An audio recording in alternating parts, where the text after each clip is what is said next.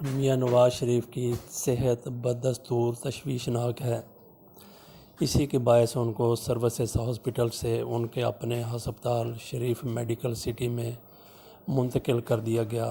ان کے اپنے ڈاکٹر ذاتی ڈاکٹر عدنان عرصہ سے میاں نواز شریف کی صحت کے حوالے سے کہہ رہے تھے کہ وہ انتہائی تشویشناک ہے۔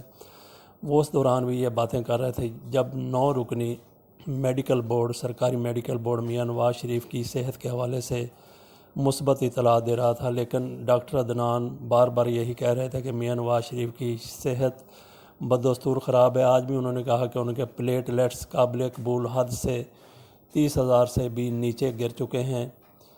میڈیکل بورڈ کی طرف سے بھی جو میاں نواز شریف کا علاج کر رہا ہے، ان کی طرف سے بھی آخری روز تشویش کا اظہار کیا گیا۔ قبل ازیں وہ میاں نواز شریف کی صحت کے حوالے سے مثبت رپورٹس ہی دے رہے تھے، تاہم اب ان کی طرف سے کہا گیا کہ کچھ ٹیسٹ ایسے ہیں جو میاں نواز شریف کے اندرون ملک نہیں ہو سکتے، بیرون ملک ہی ہو سکتے ہیں۔ پاکستان میں ان کا علاج اس بورڈ نے بھی ناممکن قرار دیا ہے۔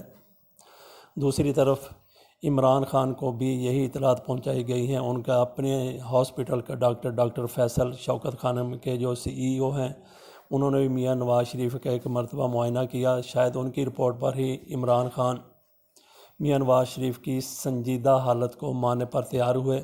وہ بھی پوری کی پوری سپورٹ کر رہے ہیں میاں نواز شریف کے علاج کے حوالے سے۔ وہ بھی نہیں چاہتے کہ ان پر کسی قسم کا دوش ہے، یا جس طریقے سے مسلم لیگ نون کے حلقے کہتے ہیں اگر نواز شریف کو کچھ ہوا تو اس کے ذمہ دار عمران خان ہوں گے، تو اس وجہ سے عمران خان بھی اس طرح سے کوئی جارحانہ ان کا رویہ نہیں رہا۔ وہ بھی ان کے رویے میں بھی ایک کمی، ان کے نرمی نوٹ کی گئی ہے۔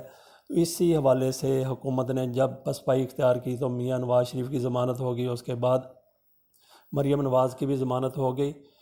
تو کچھ لوگوں کی نظر میں میاں نواز شریف جو کچھ کر رہے ہیں وہ ایک ڈرامہ بازی ہے، وہ ساری افسانہ نگاری ہے۔ ان کی صحت بہتر ہے، لیکن وہ خود کو بچانے کے لیے بیرون ملک جانے کے لیے یہ سارا ڈرامہ رچا رہے ہیں، افسانہ ترازی کر رہے ہیں۔ تو یہ ایک حلقے کی سوچ ہے۔ میری اپنی ذاتی رائے یہی ہے کہ عمران خان تک جو رپورٹس پہنچی ہیں وہی درست ہیں، اور انہوں نے اپنے رویے میں بھی اسی وجہ سے وہ نرمی لے کے آئے ہیں۔ بہرحال جو لوگ کہتے ہیں میاں نواز شریف یہ ساری ڈرامے بازی کر رہے ہیں، ان میں ایک میجر نذیر احمد فاروق بھی ہیں جو پنڈی میں رہتے ہیں۔ وہ کہتے ہیں کہ یہ سب کچھ ڈاکٹروں